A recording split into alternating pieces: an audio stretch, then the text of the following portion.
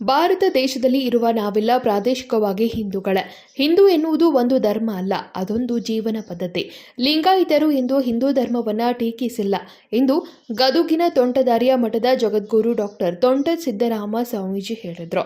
ಅವರು ಬೆಳಗಾವಿಯ R N. Shetty polytechnic ಕಾಲೇಜಿನ ಆವರಣದಲ್ಲಿ ಲಿಂಗಾಯತ ಮಠಾಧಿಪತಿಗಳ ಒಕ್ಕೂಟ, ಜಾಗತಿಕ ಲಿಂಗಾಯತ ಮಹಾಸಭಾ, ಶರಣ ಸಾಹಿತ್ಯ ಪರಿಷತ್, ರಾಷ್ಟ್ರೀಯ ಬಸವದಳ ಮತ್ತು ಲಿಂಗಾಯತ ಸಂಘಟನೆ ಸಂಯುಕ್ತವಾಗಿ ಆಯೋಜಿಸಿದ ಬಸವ ಸಂಸ್ಕೃತಿ ಅಭಿಯಾನದ ಅಂಗವಾಗಿ ವಿದ್ಯಾರ್ಥಿಗಳು ಹಾಗೂ ಸಾರ್ವಜನಿಕರೊಂದಿಗೆ ನಡೆದ ಸಂವಾದದಲ್ಲಿ ಉತ್ತರಿಸಿದರು.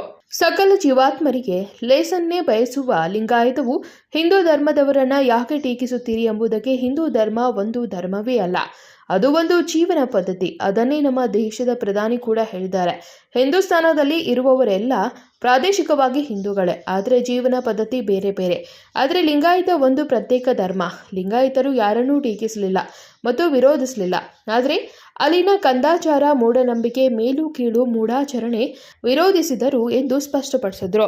ನಿಮ್ಮನ್ನ ಹುಟ್ಟಿಸಿ ಬೆಳೆಸಿ ನಮ್ಮ ಅವ್ವಿ ಬೆಳಗಾವಿಯಾಗ ಓದಾಕತ್ತಾಳ, ನಮ್ಮ ಅವ್ವಿ ಬೆಂಗಳೂರಾಗ ಓದಾಕತ್ತಾಳ, ನಮ್ಮ ಅವ್ವಿ ಅಲ್ಲಿ ಪುಣಾದಾಗ ಓದಾಕತ್ತಾಳ, ಬಾಂಬೆದಾಗ ಓದಾಕತ್ತಾಳ ಅಂತ ಹಗಲು 12 ತಾಸು ನಮ್ಮ ಕಂದನ ಸಲುವಾಗಿ, ಮಕ್ಕಳ ಸಲುವಾಗಿ ಕನಸಲ್ಲಿ ಕನಸಿಟ್ಕೊಂಡು ಮನಸ್ಸಲ್ಲಿ ಮನಸ್ಸಿಟ್ಕೊಂಡು ದುಡಿದು ಕಷ್ಟಪಟ್ಟು ಓದಿಸಿ ಬೆಳೆಸಿ ದೊಡ್ಡವರನ್ನು ಮಾಡಿ ನಿಮಗೇನಾದರೂ ಒಂದು ಮಕ್ಕಳು ಬೆಳೆದು ದೊಡ್ಡವರಾಗಿ ತಂದೆ ತಾಯಿಗಳಿಗೆ ಒಳ್ಳೆಯದಾಗುತ್ತೆ, ಮನೆತನಕ್ಕೆ ಒಳ್ಳೆಯದಾಗುತ್ತೆ. ನಮ್ಮ ಶಿವಸ್ವಾಜರ ಸೇವೆ ಮಾಡ್ತಾರೆ, ನಮ್ಮ ಗದಗಿನಾಚಾರ ಮುಂದೆ ಸೇವೆ ಮಾಡ್ತಾರೆ, ನಮಗೇನಾದರೂ ಭವಿಷ್ಯಕ್ಕೆ ಒಳ್ಳೇದಾಗ್ತಾರಂತ ನಾವು ಕಣ್ಣಾಗಿ ಎಣ್ಣೆ ಹಾಕ್ಕೊಂಡು ಬಿಟ್ಟು ನಿಮ್ಮನ್ನ ಕಾಯ್ಕೋತ ಕುಂತ್ರ ನೀವು ಅಂತಿರ್ಬೇಕು, ಯಾಕೆ ನಮ್ಮನ್ನ ಅಜ್ಜಾರ ಬೇಯಕ್ಕೆ ಹತ್ಯಾರ ಅಂಥೇಳಿ. ದಯವಿಟ್ಟು ನಿಮ್ಮನ್ನು ನಾನು ಬೇಯ್ತಾ ಇಲ್ಲ.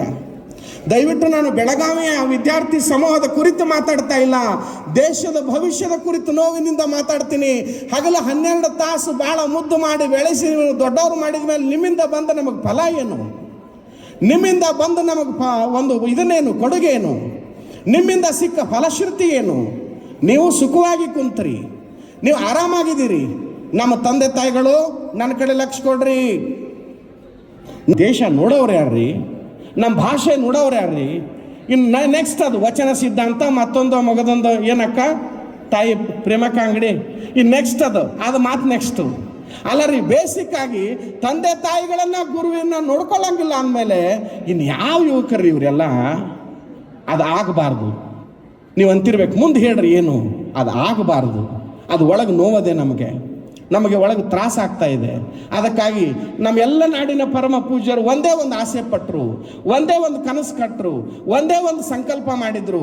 ಕನ್ನಡ ನಾಡಿನಲ್ಲಿ ಬಸವ ಸಂಸ್ಕೃತಿ ಅಭಿಯಾನ ತಗೊಂಡು ಹೋಗೋದಾದರೆ, ಕನ್ನಡ ನಾಡಿನಲ್ಲಿ ಬಸವ ಧ್ವಜವನ್ನು ಮೆರೆಸೋದಾದರೆ, ಕನ್ನಡ ನಾಡಿನಲ್ಲಿ ಮೂಲೆ ಮೂಲೆಗೆ ಬಸವಣ್ಣನವರ ಕ್ರಾಂತಿಯ ಗಂಗೋತ್ರಿಯನ್ನು ಮೊಳಗಿಸೋದಾದರೆ, ಮೊಟ್ಟ ಮೊದಲ ನಮ್ಮ ಎಲ್ಲ ಮಠಾಧಿಪತಿಗಳು ಒಂದೇ ಒಂದು ಸಂಕಲ್ಪ, ಎಲ್ಲಿ ಯುವಕರು ನಮ್ಮ ಕೊಂಡಿಯನ್ನು ಕಳಚಾಕತ್ತದೋ, ಎಲ್ಲಿ ಯುವಕರು ನಮ್ಮಿಂದ ದೂರಾಗಕತ್ತ, ಎಲ್ಲಿ ಯುವಕರು ನಮ್ಮ ಆಧ್ಯಾತ್ಮ, ಬಾಂಧವ್ಯ, ಕುಟುಂಬ ವ್ಯವಸ್ಥೆ, ಪ್ರೀತಿ, ವಿಶ್ವಾಸ, ಅಂತಃಕರಣದಿಂದ ದೂರಾಗಕತ್ತಾರೋ ಅವ್ರನ್ನೆಲ್ಲ ಬೆಸೆಯುವಂತ ಬಂಗಾರದ ಕೊಂಡಿಯೇ ಈ ಬಸವ ಸಂಸ್ಕೃತಿ ಅಭಿಯಾನ.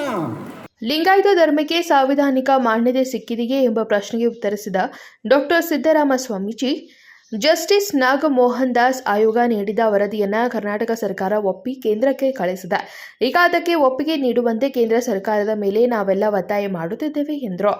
ರಾಜಕಾರಣಿಗಳು ಮತ್ತು ಸಾರ್ವಜನಿಕರು ಲಿಂಗಾಯತ ಧರ್ಮ ಅರ್ಥ ಮಾಡಿಕೊಂಡರೆ ಗೊಂದಲ ನಿವಾರಣೆ ಆಗುತ್ತದೆಯೇ ಎಂಬ ಪ್ರಶ್ನೆಗೆ ಸಾಣೇಹಳ್ಳಿಯ ಡಾಕ್ಟರ್ ಪಂಡಿತಾರಾಧ್ಯ ಶಿವಾಚಾರ್ಯ ಸ್ವಾಮೀಜಿ, ಲಿಂಗಾಯತ ಧರ್ಮವನ್ನು ಸಾರ್ವತ್ರೀಕರಣಗೊಳಿಸುವುದಕ್ಕಾಗಿ ಈ ಅಭಿಯಾನ ನಡೆಸುತ್ತಿದ್ದೇವೆ. ಆದ್ದರಿಂದ ರಾಜಕಾರಣಿಗಳು ಹಂತ ಹಂತವಾಗಿ ಬದಲಾವಣೆ ಆಗಲಿದ್ದಾರೆ ಎಂಬ ವಿಶ್ವಾಸ ಇದೆ ಎಂದರು. ಲಿಂಗಾಯತ ರಾಜಕಾರಣಿಗಳು ಯಾಕೆ ಒಂದಾಗ್ತಿಲ್ಲ ಎಂಬ ಪ್ರಶ್ನೆಗೆ ಅಡಿಹಂದಿಗುಂದದ ಶಿವಾನಂದ ಸ್ವಾಮೀಜಿ ಉತ್ತರಿಸಿ, ಅವರೆಲ್ಲ ಅಧಿಕಾರಕ್ಕಾಗಿ ಒಂದಾಗುವುದೇ ಹೆಚ್ಚು. ಆದರೆ ಜನ ಸಮುದಾಯ ಎಚ್ಚೆತ್ತುಕೊಂಡರೆ ನಿಶ್ಚಿತವಾಗಿ ರಾಜಕಾರಣಿಗಳು ಲಿಂಗಾಯತ ಧರ್ಮಕ್ಕೆ ಒಂದಾಗ್ತಾರೆ ಎಂದು ಆಶಯ ವ್ಯಕ್ತಪಡಿಸಿದರು. ಪ್ರಶ್ನೆಯೊಂದಕ್ಕೆ ಉತ್ತರಿಸಿದ ಮಾತೆ ವಾಗ್ದೇವಿ ಅವರು, ಬಸವ ತತ್ವ ಎಲ್ಲರಿಗೂ ಬೇಕಾದದ್ದು, ಅದರಲ್ಲೂ ವಿದ್ಯಾರ್ಥಿಗಳೇ ಅತಿ ಅವಶ್ಯವಾಗಿದೆ. ಶೀಲವಂತಿಕೆ, ಕ್ಷಮ, ಕರುಣೆ ಈ 3 ಗುಣಗಳು ಇದ್ದಾಗ ಮಾತ್ರ ಒಬ್ಬ ಆದರ್ಶಕ ಶಿಕ್ಷಕ ಎನಿಸಿಕೊಳ್ತಾನೆ. ಈ 3 ಗುಣಗಳು ವಚನ ಸಾಹಿತ್ಯದಲ್ಲಿ ಕಾಣುತ್ತವೆ. ಹಾಗಾಗಿ ಪಠ್ಯದಲ್ಲಿ ವಚನ ಸಾಹಿತ್ಯವನ್ನು ಅಳವಡಿಸಬೇಕು ಎಂದು ಹೇಳಿದರು. Rajashekhar Hiremath, KMM Kannada news, Belagavi.